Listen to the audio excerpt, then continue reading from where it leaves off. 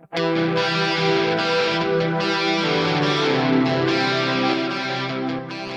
back to the Fourth Way podcast. Today, we are going to finish our discussion on consequentialism by looking at the powerful freedom inconsequentialism brings. One reason I think many cling to consequentialism is because it gives them perceived freedom. If you're a consequentialist, if the ends justify the means, then you can shape your own ethics. It's convenient. You can find meaningful action in just about any circumstance, and you can usually see better immediate results. Right? So, in terms of voting, you can shape your ethics, right? I mean, you've got two parties that have certain evils in them. Some have maybe certain economic evils or environmental evils or whatever. Others might have abortion or maybe family ethical issues, you think.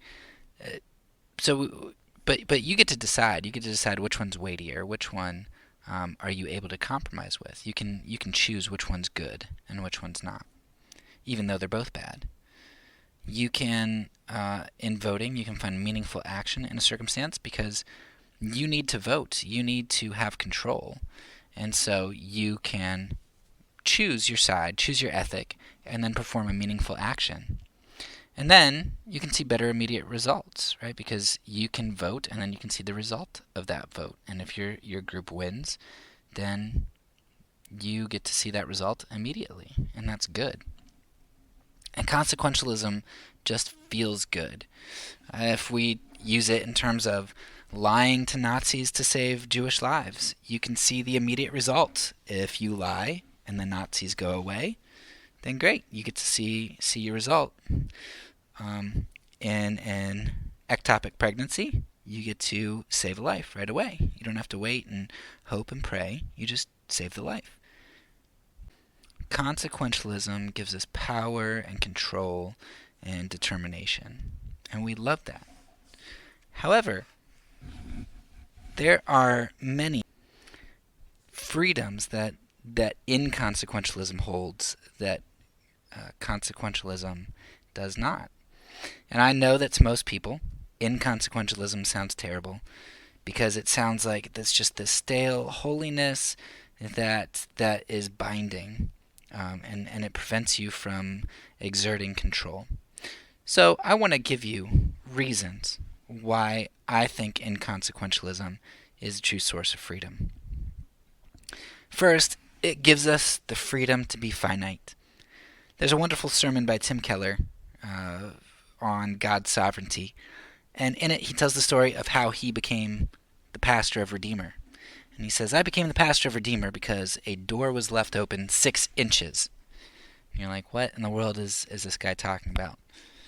Well, Keller goes on to say that through some crazy series of events, in Watergate, Nixon was I guess he wasn't impeached, but he resigned because the door was left open 6 inches. And because that door was left open, people found out about what went on, and Reagan got out of the presidency, and then Ford got in, and Ford's son went to the college that Keller went to, and because he went to that college, one of the professors or something who needed a visa was able to expedite their visa to get there, and that's the guy who influenced Tim Keller. It's some crazy chain of events. And Keller's point in it all is there's no possible way that Tim Keller controlled those circumstances. God sovereignly got Tim Keller to be the pastor of Redeemer. And sure, Keller made decisions in that, and there he had his freedom in that. But at the same time, God worked sovereignly to accomplish his plan. And Keller's sermon is beautiful because it talks about just the freedom that we can have to make decisions and to be finite and to trust that God's got everything in his control. It's not fatalism and just saying, I'm going to just leave everything up to God and not make any decisions. That's not what it is. but it's freedom in making choices responsibly and trusting God for the ultimate outcomes. It's kind of like in one of our first episodes talking about the will of God, how the Bible is very clear what the will of God is, right? That we're sanctified, that we avoid sexual immorality, that we pray constantly, that we have contentment in all circumstances. The will of God is clear. We do those things, and we trust that for those crazy specific things, God will either make it very clear to us, or He will be sovereign in our choices, and we don't have to worry about that. And inconsequentialism embraces that. It allows us to be finite. It doesn't expect us to know what result will happen when I make a particular choice, or what the result will be immediately or 10 years down the road. I don't have to know that. Inconsequentialism allows us to act within our ability and within God's decree, and just to act in a holy fashion, according to the means of God, without worrying about the ends, because the ends are God's. Number 2, inconsequentialism is freeing because it gives us the freedom of integrity. We're called to be conformed to Christ's image and to live in holiness. Inconsequentialism is the position which allows us to live consistent kingdom lives now without compromise. I don't have to wonder, is the good that faithfulness gives me better than the good I can accomplish if I embrace some evil? I don't have to ask that question. That's not even a legitimate question on Christianity. Faithfulness is always the answer, and inconsequentialism, as opposed to consequentialism, is what allows me to always have integrity and to never worry about the ends as that which is going to define morality.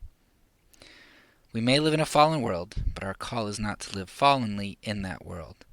Our call is to live as new creations. Number 3, inconsequentialism gives us the freedom of altruism. When we got back from Romania after about 2 years there, I was walking through Target, and I don't know if I had seen this before and just didn't notice it, or if things had changed in the 2 years I'd been gone. But I was walking through Target, and I walk up towards the front, and there's a refrigerated section of dog food. And I'm thinking to myself, are you kidding me?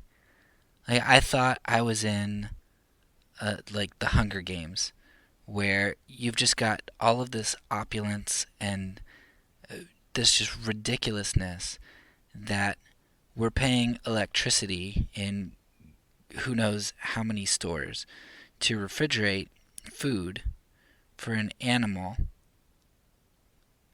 and then and then people are paying a bunch of money to buy like gourmet food for their animals, while there are people who are starving around the world.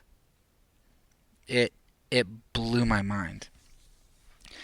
But then I kind of got down off my high horse, and I looked in my grocery cart, and I'm like, man, how many of these things are necessities? How many people are starving, and how much of this could I do without? And that was convicting. So I kind of go back and forth on some of these things, because in one sense, I've had a conversation before about supporting animal shelters. Like, I like animals, but at the same time, when I think about supporting an animal shelter, like people who donate thousands of dollars to animal shelters and people who run animal shelters,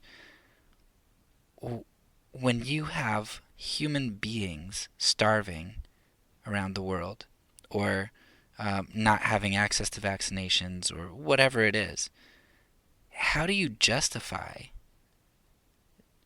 having animal shelters and like refuges and all things for animals? And how do you rationalize having a pet? I mean, if a dog costs $1 a day, at the end of the year, you've got a couple $100 you could put towards somebody.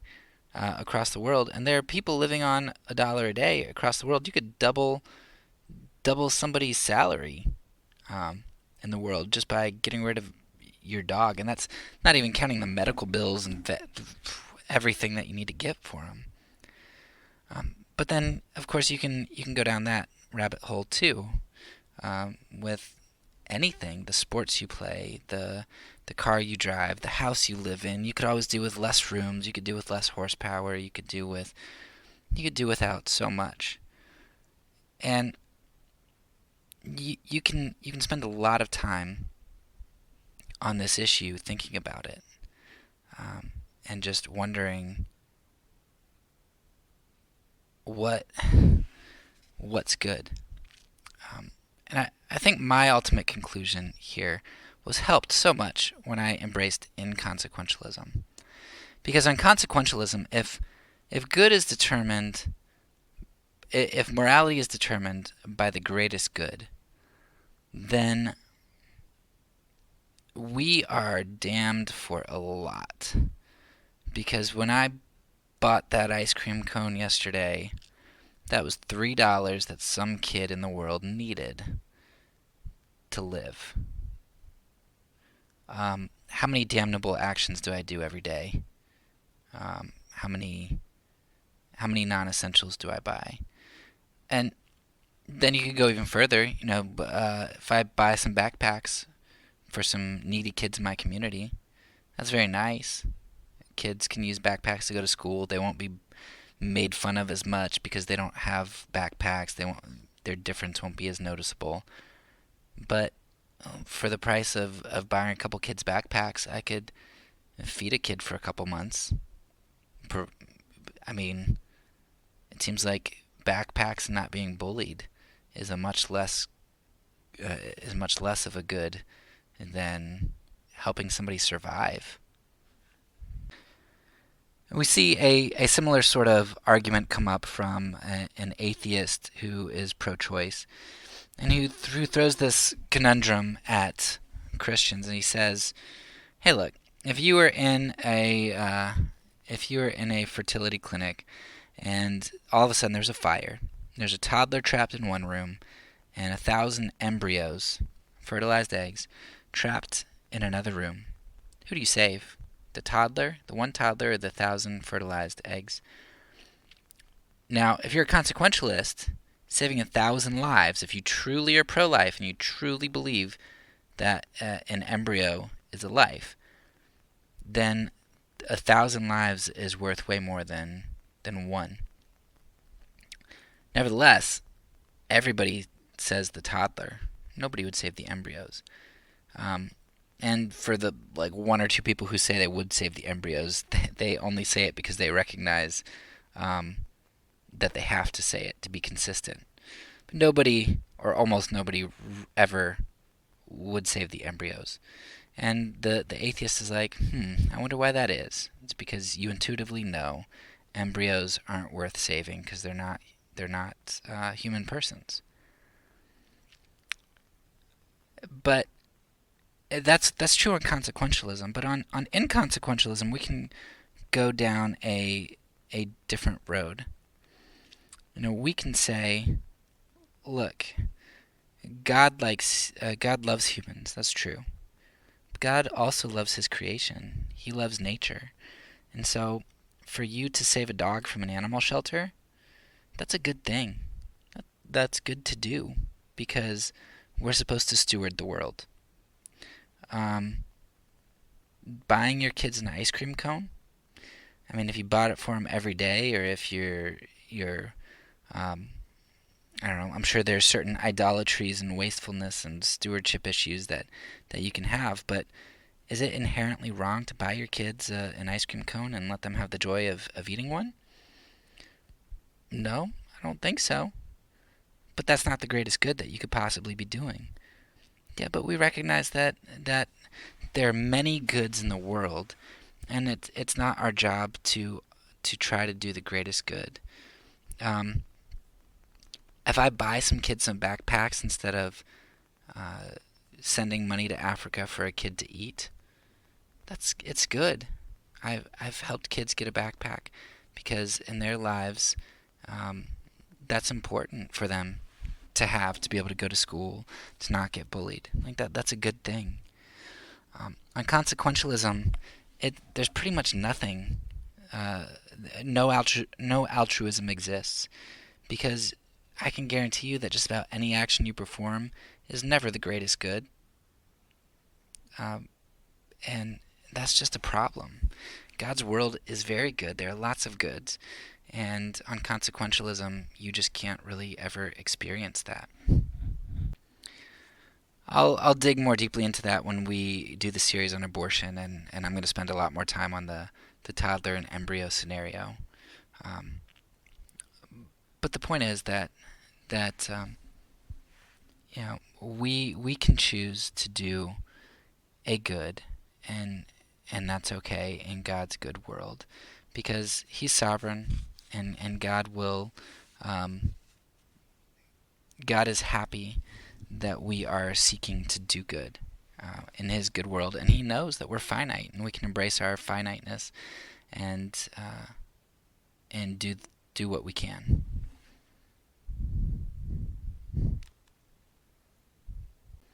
And that's what I love about inconsequentialism.